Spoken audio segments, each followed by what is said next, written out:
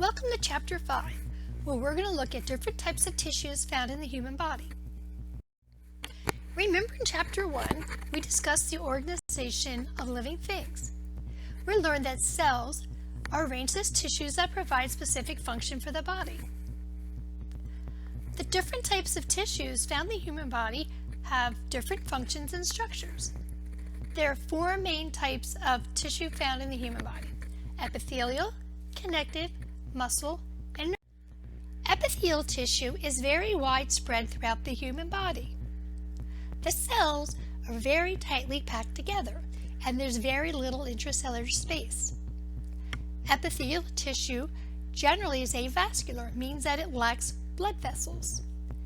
Oxygen nutrients therefore have to diffuse from the surrounding layers.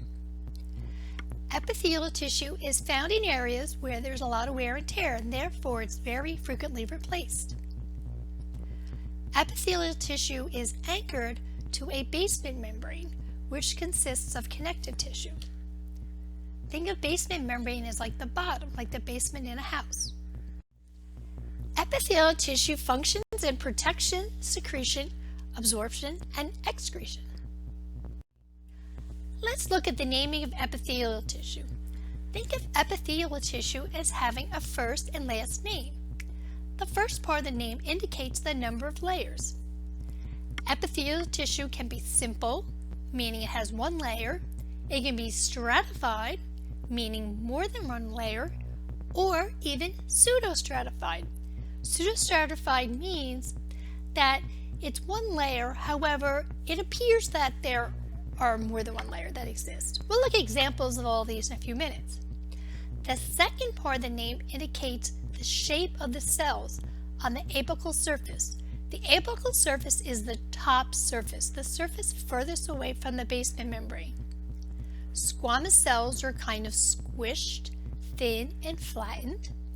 Cuboidal cells are cube or square shaped, and columnar cells are more rectangular or column shaped. We're going to look at some examples of epithelial tissue and the specific type of function and some locations. Let's first look at simple squamous epithelial tissue, or it's a little shorter to say simple squamous epithelium. Simple, so we know there's one layer, and squamous indicates that these layers are very thin and flattened. I like to remember squished. Squished, relating the word squished to squamous. All right, let's remember back in chapter 1 we related structure to function. So since you only have one cell that's very thin, this makes this type of tissue suitable for diffusion. It allows for exchange of gases in the lungs. Okay, so you breathe in oxygen, it can readily diffuse into your circulatory system, and carbon dioxide can move in the opposite direction. It lines blood vessels that allows for oxygen to reach your body tissues, carbon dioxide to be picked up, and it also lines body cavities. In chapter 1 we discussed serous membranes. Remember, serous membranes are the type of membranes that make up the pericardial cavity, the peritoneal cavity, and the pleural cavity. Okay? So these types of membranes that we already discussed, remember there's a visceral layer, there's a parietal layer. Each of these layers is a layer or row of simple squamous epithelial cells and an underlying basement membrane. So the pictures here show the type of tissue that's found in the gas sacs of the lungs or the alveoli. Right on the bottom they're kind of giving you, if you're looking down on this whole sheet of simple squamous epithelial cells. You can see they're kind of squished and irregularly shaped. They all fit together almost like they're sewn. There isn't any apparent extracellular matrix. Let's look at simple cuboidal epithelial cells, or epithelium. So simple cuboidal epithelium consists of simple, a single layer, cuboidal, the cells are cubed shaped. They're like little squares, and the nucleus, which typically taints pretty dark, is located right in the middle of this little square. Simple cuboidal epithelium functions in secretion and absorption in the kidneys, and is also found in many types of glands. We will discuss the formation of urine and urinary processes when we do the chapter on the urinary system. So for now, let's just mention that there are little ducts. This is where the filtrate, small substances, water that's being moved by the kidneys is further processed in the formation of urine. So you see these little tubes. You can see there's like an opening in the middle, and there is a ring-like structure of these simple cuboidal epithelial cells. So again, this is functions in urine formation. We'll get into more detail, as I said, later on. Let's look at simple columnar epithelium. Simple columnar epithelium is made up of a single row of elongated or rectangular cells. This type of tissue may be ciliated. Cilia is very fine, brush-like extensions off the surface of the cells. Simple columnar epithelium that is ciliated is found in the uterine tube. Here the cilia facilitates the movement of the egg, or oocyte. Simple columnar epithelium is also found in the stomach and intestines. And this is where it protects the underlying tissue. There are digestive enzymes that are released by these cells, and these cells also function to absorb nutrients. The small intestine is where food absorption occurs. And in this location, the cells possess microvilli. Microvilli are more like finger-like projections, and they aren't involved in moving or sweeping different types of substances. Their function is to increase the surface area for absorption. Goblet cells are also commonly associated with simple columnar epithelium. Goblet cells secrete mucus, which is protective to the underlying layers. Pseudostratified columnar epithelium. This is where the cells appear to be layered even though they aren't, and this is because the arrangement of the nuclei is very irregular. This type of tissue is also ciliated, contains cilia. There's goblet cells that secrete mucus. This traps dust and debris, and the cilia acts to remove this mucus from the respiratory system. This slide is showing pseudostratified columnar epithelium found in the trachea. So you can see the goblet cells that secrete mucus, dust, debris, other substances are trapped, and then it's swept away by the presence of the cilia. Stratified squamous epithelium. Okay, so here we have very thin, flattened squamous cells, but they exist in many layers. This type of tissue is designed for protection. It's found in areas of the body where there's a lot of wear and tear. It forms the outer layer of the skin, also lines your mouth, throat, esophagus, vagina, and anal canal. Keratinization. Some types of stratified squamous epithelium, the type that's found in your epidermis, the upper layer of your skin, undergo the process of keratinization. Keratin is a waterproofing protein. So what this does is it hardens, it waterproofs the cells. They form very thin, flattened scales. The cells are also now non-living, right? So if you were to gently scratch the top of your hand, what is shed are these keratinized stratified squamous epithelial cells. This is the one area where keratinization occurs. It does not occur in other areas where you find stratified squamous epithelial tissue, such as the throat, esophagus, vagina, or anal canal. So this is showing tissue found in the esophagus, And if you notice, you have the bottom of the basement membrane. This is where you're dividing layers of cells that migrate upward. And as the cells migrate, they start to become flattened and squamous till at the free surface, right? So this is where food would be passing. They're very thin and flat. So remember the one thing we said when classifying epithelial cells, the shape that is given is the shape of the cells that are found at the free or apical surface. Next, we're going to look at connective tissues. Connective tissues have a very diverse number of functions in the human body. They bind, support, protect, serve as a framework, fill spaces, store fat, produce blood cells, protect against infection, and repair tissue damage. So you might be thinking, how can one type of tissue have so many functions? Well, the tissues in the human body, right, they're classified based on structure and function.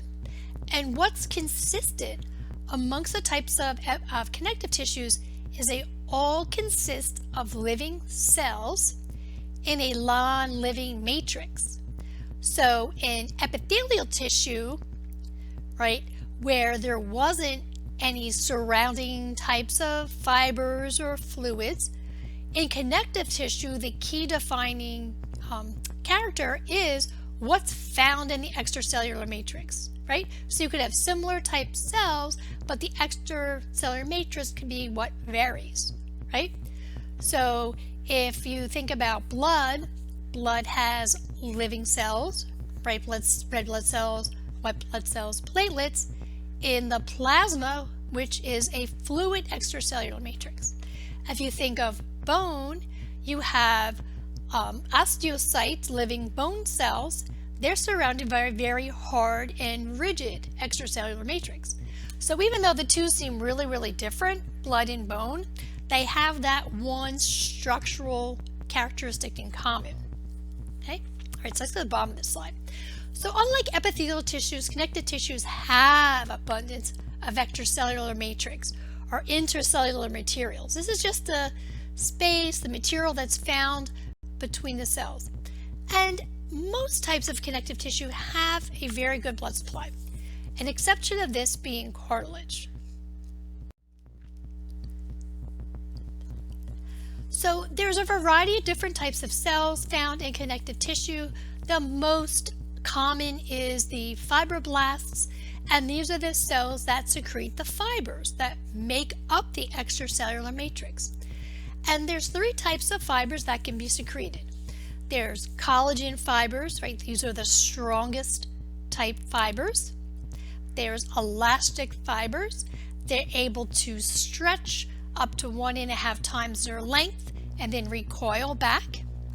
And there's reticular fibers that are very delicate and form a net-like matrix. So what's different between the extracellular matrix of the different types of connective tissue is the types of fibers and how these fibers are arranged. So first we're going to start looking at loose connective tissue, right? So you have areolar tissue, adipose, reticular tissue. All right, areolar tissue, this forms delicate, thin membranes. So this is going to consist of a lot of the reticular fibers. It's found throughout the body. It binds body parts together, right? So it's the anchor between your epidermis and dermis of your skin. It's found in underlying organs. And what it does is it kind of connects, it cushions, and prevents friction. Right, so we have as a location between the epidermis and dermis. You can also see in this slide that you have areolar tissue kind of covering the different muscles.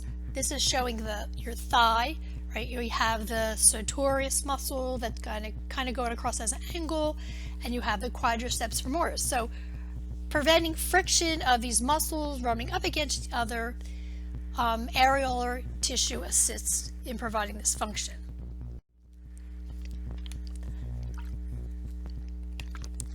Adipose tissue as a loose connective tissue and is designed to store fat.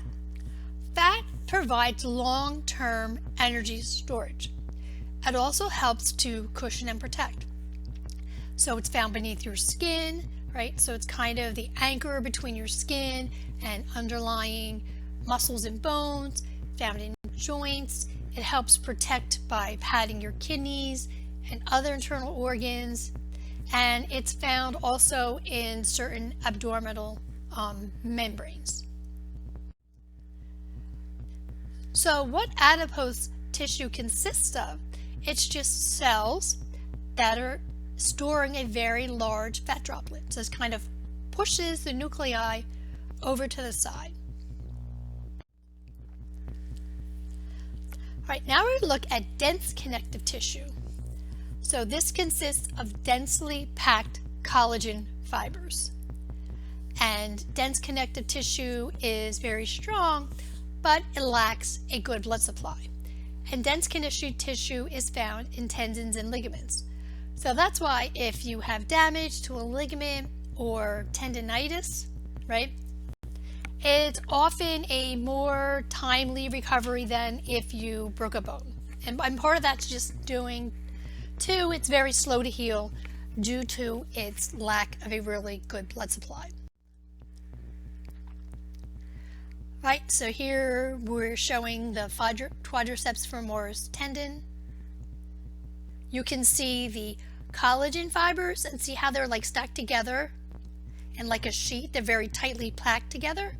The fibroblasts are found there, which are secreting these fibers. Okay, so next we're going to look at cartilage. And cartilage provides rigid support and a supported framework in various structures. Okay, cartilage also lacks a vascular system, so it also heals very slowly. Cartilage consists of chondrocytes, and chondrocytes are mature cells that maintain the cartilage matrix. And since this matrix is fairly rigid, these cells are found in little enclosed spaces, which are called lacunae. Let's look at the three types of cartilage. Hyaline cartilage, this is your middle of the road cartilage. It provides strength. It's not extremely rigid. The collagen fibers are very fine. It's found the ends of all your bones. There it's called articular cartilage. Helps prevent bones from rubbing up against each other. It supports your trachea and other respiratory passages. Elastic cartilage, like the name suggests, has collagen and elastin fibers. So it provides strength and more flexibility than what's found in hyaline cartilage. It's found in your epiglottis. Your epiglottis is a little flap that flips down and closes off your trachea when you swallow food. It's also found in the pinna or auricle of the ear. This is like the outer part of the ear, like the upper part of your ear, like the cartilage you maybe would pierce in your ear, so you can bend this part of your ear and it's going to return back to its original shape. Fibrocartilage, this is the most rigid and strong of the three types of cartilage. It consists, instead of fine cartilage fibers, like in hyaline cartilage, it has bundles of collagen together. And this is located in your intervertebral discs, right? These are the discs that separate your vertebrae. Maybe heard of individuals that have like a ruptured or herniated disc. This is where the fibrocartilage ring ruptures, right? And some of the contents of the disc can push, therefore, on your spinal nerves. It's also found your pubic symphysis. This is where your two pubic bones connect together. I always like cartilage because you have the lacunae, right? This is showing hyaline cartilage. You have the chondrocytes, and often, it's not like, greatly apparent in this representation, but often there's two chondrocytes that reside in each lacunae, and you look at it and it looks like little eyeballs staring up at you when you view the slide. So you can see this is the cartilage that's found at your end of your ribs and where that articulates with your sternum. All right, now let's talk about bone. Bone is the most rigid connective tissue. The matrix contains mineral deposits, deposits of mineral salts that promote its rigidity. And there's still some collagen fibers that are present that give it a slight bit of flexibility. The function of bone is it internally supports the body, offers protection. Think of the ribs, protecting your heart, the cranium, protecting your brain. It forms sites for muscle attachment, and in the ends of your long bones, this is where blood cells are formed. We'll cover that when we do our chapter on blood. So similar to cartilage, we had chondrocytes that resided in lacunae. In mature bone cells are osteocytes, and they also lie within lacunae. But the arrangement almost looks like a tree trunk. So you have concentric rings of these lacunae that are then surrounded by a ring of this mineralized matrix, right? And so they form these individual modular units, which are called osteons. And the individual osteocytes residing in their lacunae are interconnected by caniculi, which just means little canals. Bone has a very good blood supply, and it does enable rapid healing after an injury. So what's representing here? Whenever bone is viewed under a microscope, it's very, very rigid. It has to be dried and then ground. So you're not actually seeing any of the blood vessels or living cells. The dark black material represents where bone dust kind of got trapped in this preparation process. But you can see the individual osteons. Again, to me, it kind of looks like a tree trunk rings, right? And what looks like little, kind of like little spiders that's the lacunae, and the little like legs coming off the spiders are the caniculi. The most fluid of all the connective tissues is blood. So blood consists of living cells, and the matrix in this case is liquid, and it's referred to as plasma. The function of blood is that it transports substances throughout the body, and these living cells, red blood cells, white blood cells, platelets, are collectively referred as to be formed elements. Showing the blood slide. So you can see we have one white blood cell. It's indicating the presence of some platelets. Blood consists predominantly of red blood cells. Okay, just some general characteristics of muscle tissue. Muscle cells, or each muscle cell is also a muscle, can be called a muscle fiber. They contract in the body, and there's three major types of muscle tissue: skeletal, smooth, and cardiac. Skeletal muscle tissue is a type of tissue that's attached to your bones, and this is controlled voluntarily using conscious effort. So you can consciously decide, I'm going to lift up my coffee cup, I'm going to go up a flight of stairs. These cells are very long. Each cell is the length of the entire muscle. So a couple slides before we saw like the quadriceps femoris muscle. So you would have muscle fibers that extend down the entire length of your thigh. The cells are cylindrical. We'll get into this when we do the muscular system, but due to the arrangement of the contractile proteins, it looks striated or striped. And since the cells are so elongated, they consist of many nuclei. So these are actually like almost like a spaghetti, like a round cylinder. And again, it's showing quadriceps femoris muscle, sartorius, and one of the biceps femoris. Smooth muscle tissue lacks striations. Each of the cell is much shorter than that of skeletal. Therefore, they only have one nuclei, or they're uninucleated. And the ends of the cells are very pointed or tapered. And spindle refers to like a spindle on a stairway, right? This type of muscle tissue is involuntary. It exists in sheets. It's found in the walls of the internal organs. It's found in digestive tract, blood vessels, and urinary bladder. Again, the contraction of this is involuntary. You do not have conscious control over these types of activities. So this is kind of showing what smooth muscle cells would look like, or tissue in the digestive system.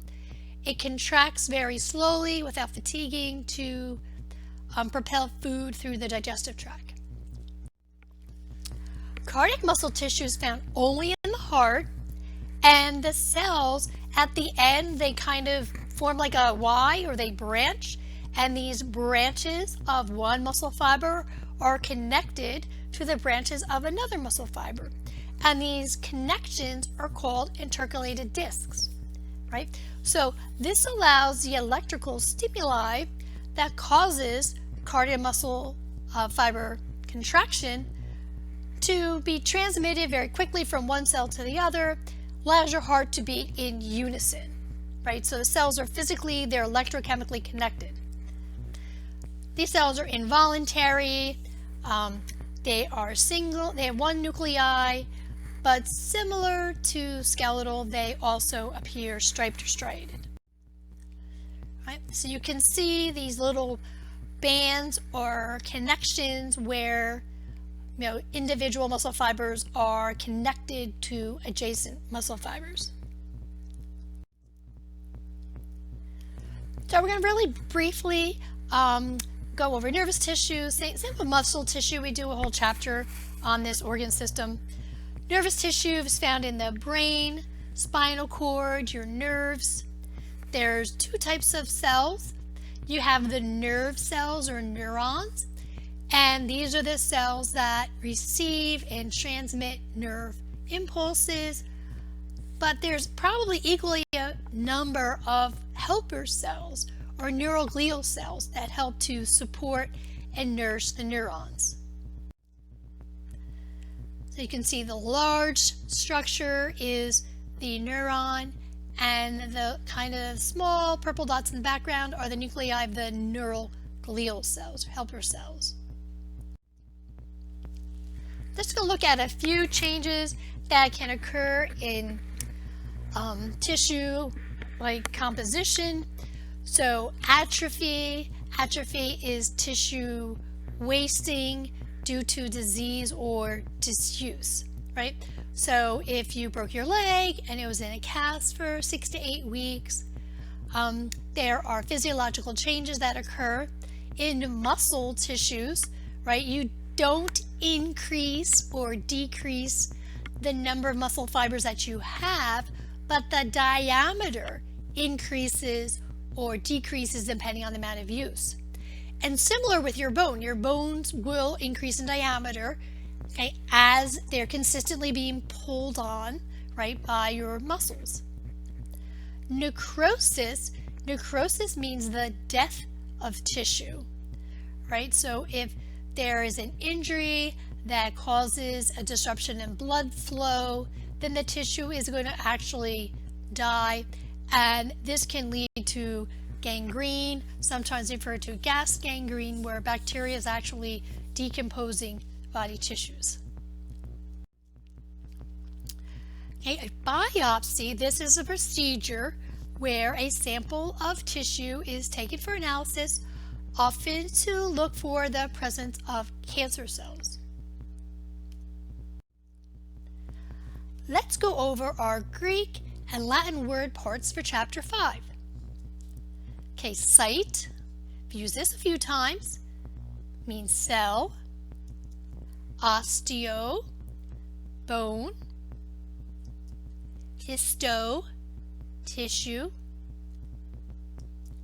Chondro, cartilage. I think you know where we're going here. Pseudo, false. squam, scale-like, dip, fat. Okay, now we're going to create the following terms pertaining to bone tissue.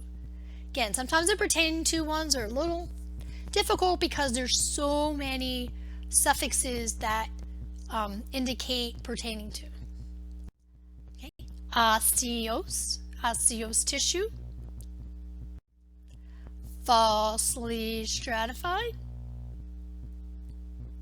pseudostratified, like pseudostratified columnar epithelium, or when I add the cilia in, pseudostratified ciliated columnar epithelium,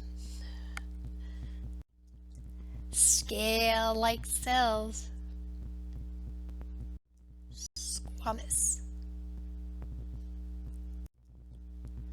The study of tissues. This should be pretty easy. Histology. Fat cell. Adipocytes. Or adipocytes. We say adipocytes. Cartilage cell. Okay, we did this one. These would be the chondrocytes. Chondrocyte. Okay, that concludes Chapter 5. We move on to Chapter 6. We'll begin our first organ system to study this semester, the integumentary system.